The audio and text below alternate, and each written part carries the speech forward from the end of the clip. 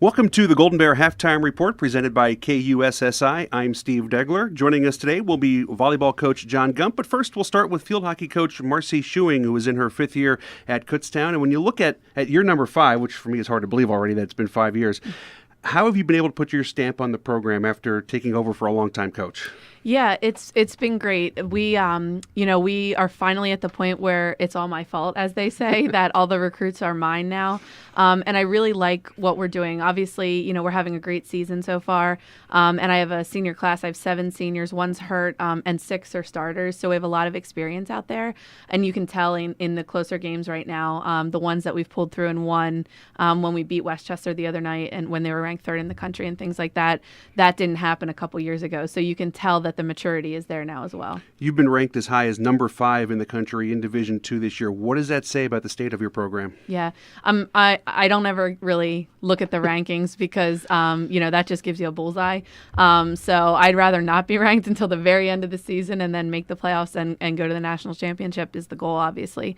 But it is an honor, obviously, because the other coaches vote on that. For them to think that you're as good as 5 is there's a lot to be said about the girls' hard work. You've started your season with a 5-0 mark at home. How important is it for you to protect your own turf, so to speak? That's one of our goals that we always make before the season begins is go undefeated at home. Don't let anybody come in here, and especially on our brand new turf, don't let anybody come in and take that away from us. And we've been also at home outshooting them 17-1, outscoring them 17-1. So right now we're really feeling it on our turf, and so hopefully that can keep up. You mentioned the win against Westchester a couple of weeks ago, and the Golden Rams were number 3 in the country at the time, as you pointed out, the 2-1 win.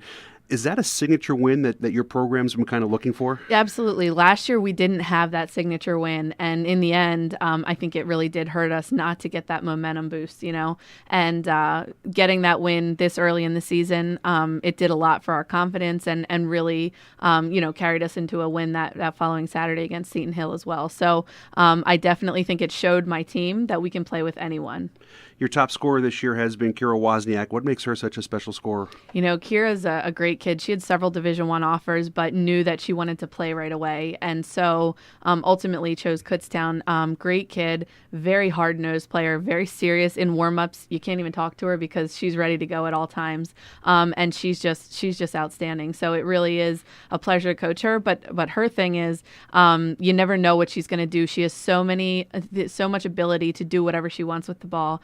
And as a defender, you can't really read her, and that's what makes it so difficult. We're talking with Golden Bear field hockey head coach Marci Scheuing during the Golden Bear Halftime Report presented by KUSSI. At the other end of the field, your goalkeeper, Chardonnay Hope, has been one of the top goalies in the PSAC. Why is she so tough to beat? Char's dad played in the NFL, and she's just so naturally athletic. She has stuff that you absolutely cannot teach. Her leadership out there is unbelievable, and her athleticism in the cage is once again, you can't teach it. It's just natural to her. So those are the things that make her an outstanding goalie. But she's also good at her craft. And so she's really focused in this year. She has goals. She wants to be an All-American. She wants to be All-PSAC. And she's just been a great leader back there for us. I know you don't want to talk about this one, but last week you suffered a bitter loss at the end to Bloomsburg, number 8 in the country at the time. Yeah. You had a big win one week, a tough loss the next week. How do you hope a team responds from the swings like that? Yeah, it is. It's very difficult. It's one of those things you can say, Bloom's a great team, so you lost to a great team in the final minute of the game, mind you. So now what we do at practice is we put 5 minutes on the clock and you go offense versus defense, and you make sure that the offense knows how to win that game next time instead of losing that game. And on the flip side, you make sure that defense knows how to shut them out so they don't score that goal in the last minute. You're into PSAC play, and obviously in field hockey in Division II, this is a premier conference. So how tough is it to get through your league schedule? It is exhausting. It really, truly is. They top to bottom this year, I was just saying to someone else that the parity in the league is the closest I've ever seen it. I also played in the PSAC. It's the closest I've ever seen it by far. There are no easy teams. Even the teams that are going to finish in last are good competitors, and it is just so close this year. It is literally anyone's everyone's league. So how tough is it? I mean, you obviously want your conference to do well. You want your team to do even better, but you know you're going to get good competition, but you're going to kind of eat each other up too over the course of the year. Exactly. And in Division II hockey, we do so much damage to each other throughout the season. When we get into the playoffs, we're all, it's hard to see what you can really do because you're so worn out from your season. But it really is. It's just so close, and it's the small things, it's the little things that you have to focus on to try to win those games for sure. You just missed out, and I mean just missed out in the PSAC tournament a season ago. Yes. How important to take that next step for your program would it be to get there this year? I think the wins at home is going to be a huge one. You can't expect your team to win a hard game on the road at the end of the season. So you need to take care of business early, and that's a hard lesson that we learned last year. So hopefully we can take care of business earlier in the season so it doesn't have to come down to the final game.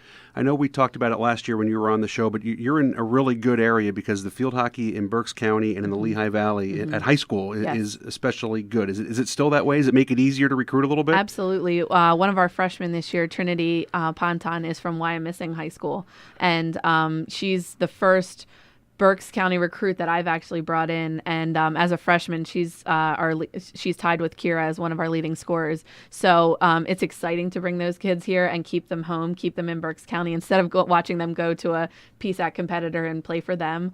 So that was one of our goals, is to try to keep the better players close to home. Obviously, you go to Lehigh Valley. Emmaus has been a staple in the state, and you go to the mid-state. Palmyra always has a good team. It's easy to find the players there because they're always playing deep into the season. How about from some of the other schools? Is it tougher to find some of those nuggets that are in the rough a little bit? And that's what I would say. That's just about Trinity once again. Wyomissing wasn't a very good program. I had her team at camp, and it was a team against all the Lancaster Lebanon teams that are outstanding, and she just ran all over those kids. And so it kind of caught me off guard. She doesn't play club. She didn't do the extra stuff. She's actually going to do track here as well. And so I think seeing the athleticism in her, it just drew me to that, because you can't teach speed. You can improve it a little, but you can't teach it, and she just naturally has it. So but in all, to answer your question, we really do focus on trying to keep the local kids local. And I don't have to go far to recruit.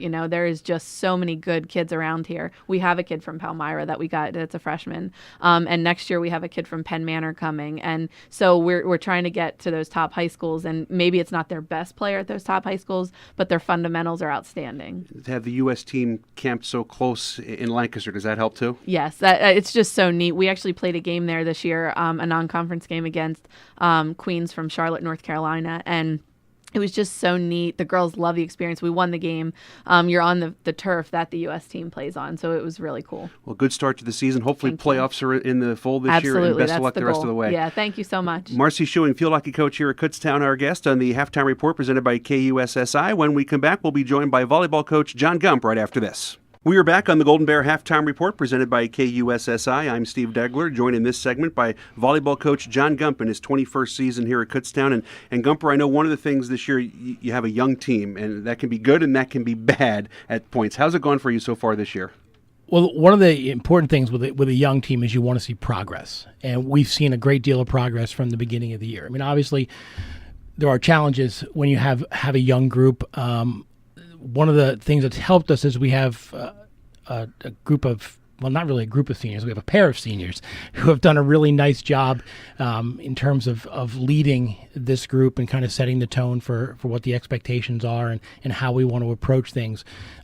So from that standpoint, things have gone really, really well. But the growing pains part of it, the adjusting to the college game, the speed, the physicality, all that kind of stuff, there's just no way to rush that. It's just something that it's going to happen through experiencing it over the course of a season.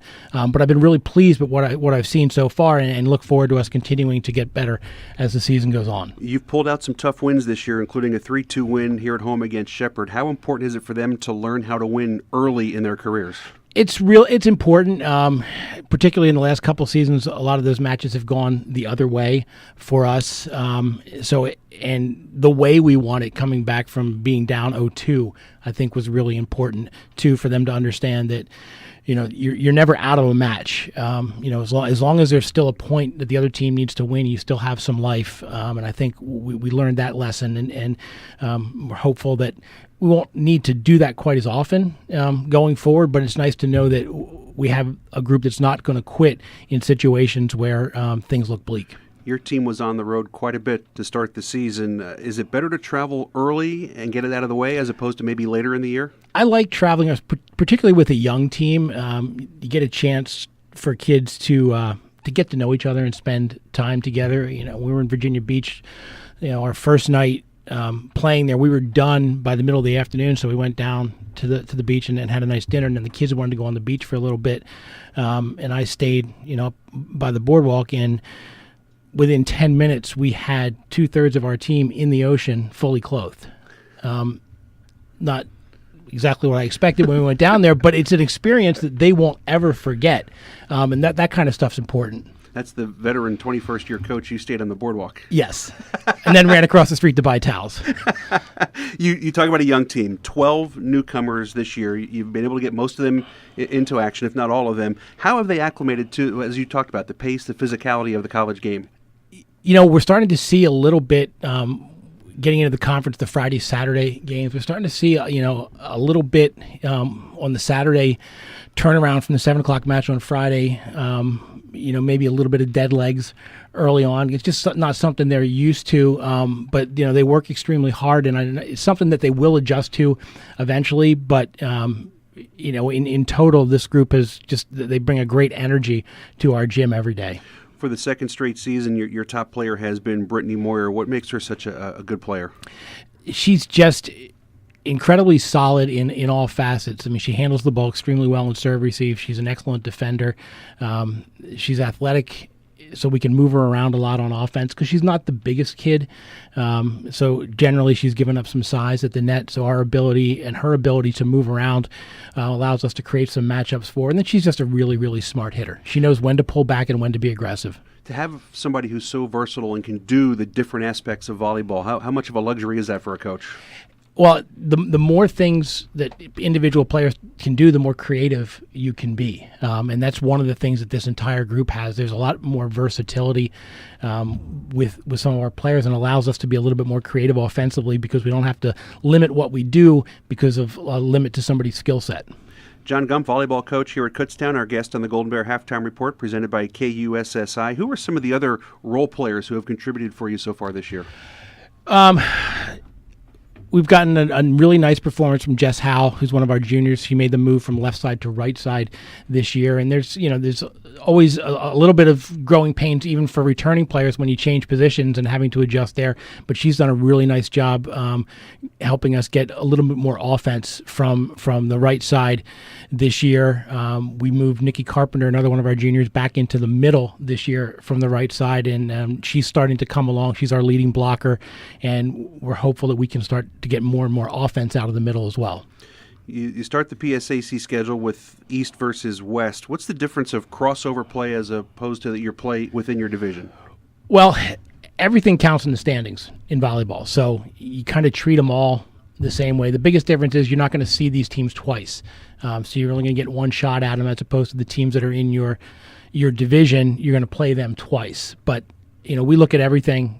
You approach it the same way because at the end of the night, you're going to get either a win or a loss in the standings.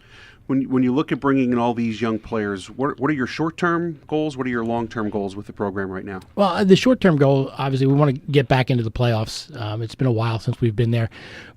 But the long-term is to really set a foundation this year for them to understand what it takes to be successful at this level, to have some success this year. Because this group, it's going to be the core group that we're, going to try to build on for the next 2 or 3 years. I understand you expanded your recruiting base this past year. What was that like for you to do all that traveling? It was exhausting. Where were you, by the way? Well, I was in Orlando. I was in Fort Lauderdale, which sounds glamorous, but Fort Lauderdale in July is not exactly the place you want to be. And then Minneapolis as well, where I tried walleye for the first time. Yeah. And how was that? It's a very nice very nice fish. Did you find any players is the most important question. Well, we think so. Because we brought a big class in this year, we're almost looking 2 years out now. We're hopeful that we don't have huge needs for 18, just to add a player or two at spots that we think that we need to address. We're looking more for 19 kids with the travels this summer. You, like I, are a big baseball guy. Your reaction to KU's Ryan Vogelsong announcing his official retirement and the career he had in the big leagues? You know what? It was awesome to watch. I got to see Ryan pitch on a number of different occasions over the course of years, and was thrilled to be able to do it with my son. And Ryan was so incredibly nice to my son through the years, taking time to talk to him before games on numerous occasions. And the way the Giants handled it, I thought was just really, really awesome for him, and a fitting end to what's really a remarkable career. You mentioned your son Matthew. He's a volleyball player in college as well. You get a chance to see him play a lot in the spring? I do. That's the nice thing. His season is opposite mine, so I get an opportunity, and he's only about an hour and a half away down at Cairn University. So I do get a chance to see him play a lot, and it's nice, just to be a parent. Gumper, always a pleasure. Good luck the rest of the year. All right, thanks, Steve. All right, John Gump joining us, along with Marci Scheuing, the field hockey coach. They're our guests this week on the Golden Bear Halftime Report presented by KUSSI. Matt Santos has second half action from Bloomsburg right after this.